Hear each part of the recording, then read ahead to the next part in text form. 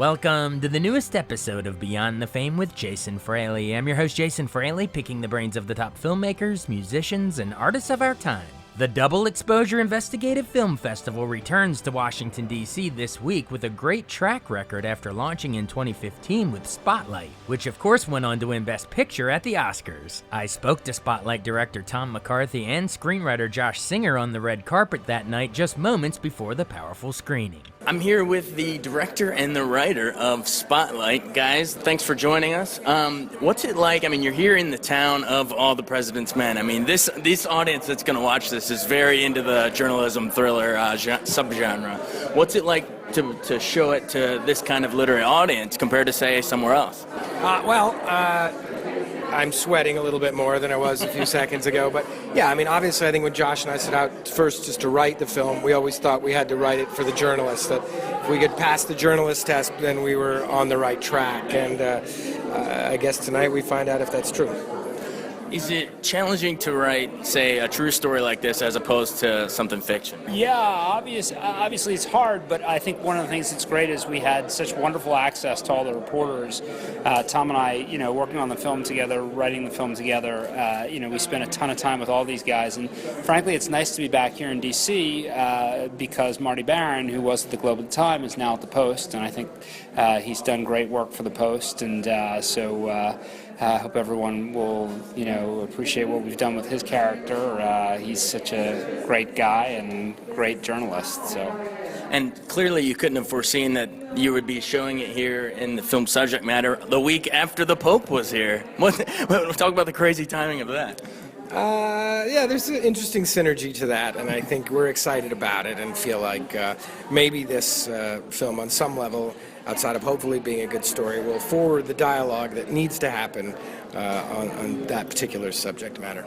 Now, obviously, we're going to see it here in a second, but visually, what does your director try to set out? How do you bring something that's, a newspaper that could be very, black and white, literally? How do you bring that to life? All the President's Men had the lights, almost like the journalism room is a place of light and illumination. How do you symbolically, visually bring that to life? Well, I think we felt we were dealing with a subject that wasn't particularly dry, that it was incredibly compelling material just at face value, and honestly, more than anything, we just tried to depict it as realistically as possible, that we felt like we didn't need to over-dramatize or sensationalize the material, that we just relied on good old-fashioned storytelling in a very, very compelling subject matter. All right. Could we I know you got to go, just wrap up by, tell me the casting decisions behind Keaton, McAdams, and Ruffalo.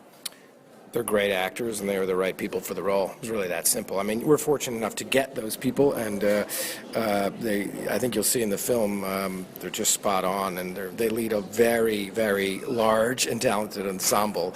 All the other people that share the screen with them, I think you'll see it's a particularly talented group of actors. And if I could Did you write it with any of them in mind? Or? No, I was just going to add, I think one thing that Tom is particularly good at is, the big roles in some ways are a little easier, but the smaller roles, roles like, Phil Saviano and Joe Crowley, guys like Neil Huff and Michael C. Earl Crichton, they're amazing actors, and they come in, and I think that's why, some people are responding to the ensemble, because it has such breadth, and I think that's a really hat tip to those wonderful actors and to Tom's casting of them. All right. Well, thanks for coming and enjoy the show. Thanks, man. Thanks. Nice to meet you. Yeah. Thanks, man. After the screening, I also spoke to David Simon, creator of The Wire and former reporter for the Baltimore Sun, who hosted the Spotlight Q&A. I'm here with David Simon, the creator of The Wire and Q&A conductor here for Spotlight here, which was, I gotta say, I was sitting here in the theater here in the National Portrait Gallery and just blown away. And I'm right there with you when you were saying during the Q&A when you're yelling out cut to black as the phones are going off. I shared that sentiment entirely.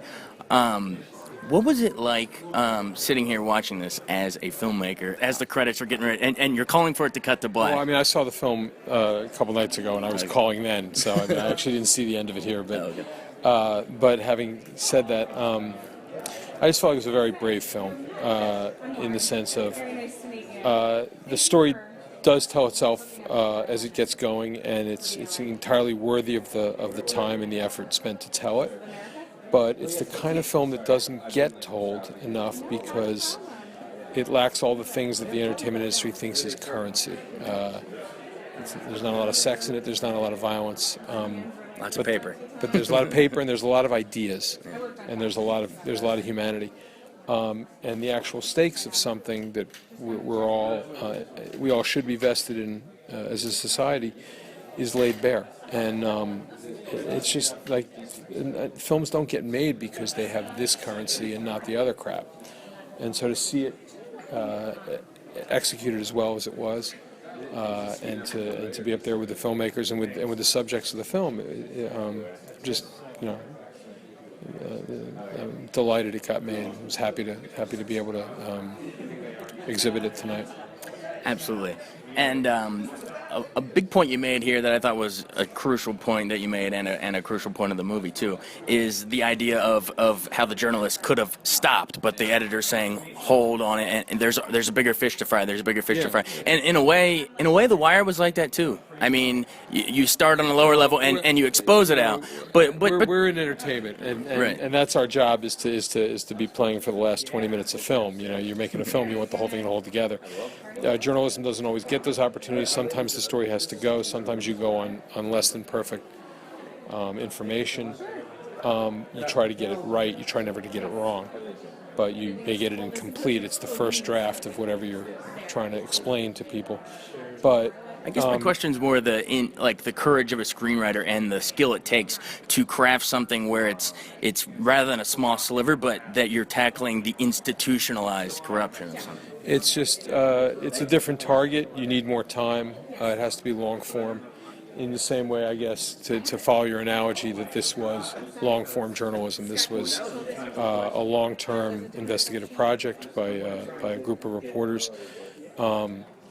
I very much admired the restraint and the care that they showed, and the delicacy of reporting. Reporting, to me, was, as Mencken said, it was the life of kings when it was done well. And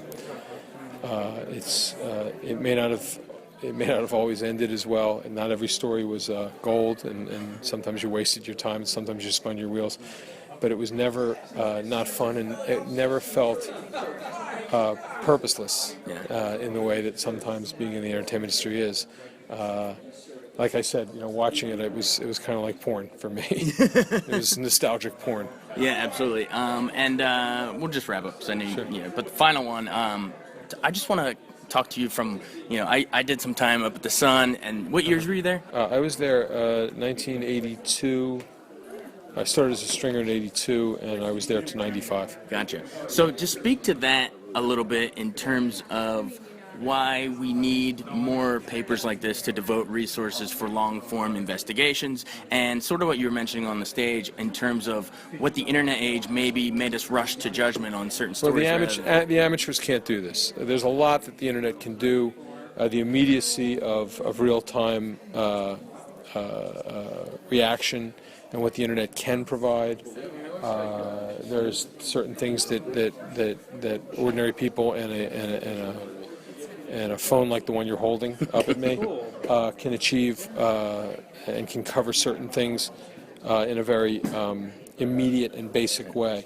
But what you just watched was journalism that can never be the amateur hour. It has to be professionals, it has to be people who devote their lives to it, who look upon it as a career, who expect there to be a paycheck.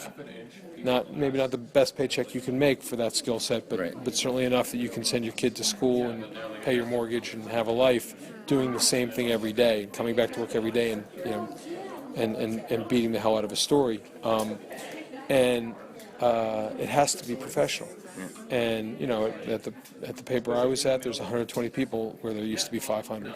And that dynamic, the Baltimore metro area is the same size. The problems are the same size or bigger, but the number of people devoted to it is much less. And until they figure out the revenue stream, society is going to suffer. Absolutely. Sure. Well, thanks for taking the time. Sure. Thank you. Thank you. Thanks, Thanks so much for listening to Beyond the Fame with Jason Fraley. Our theme music is Scott Buckley's Clarion. Remember to give us a 5-star rating if you like what you hear. We'll see you next time.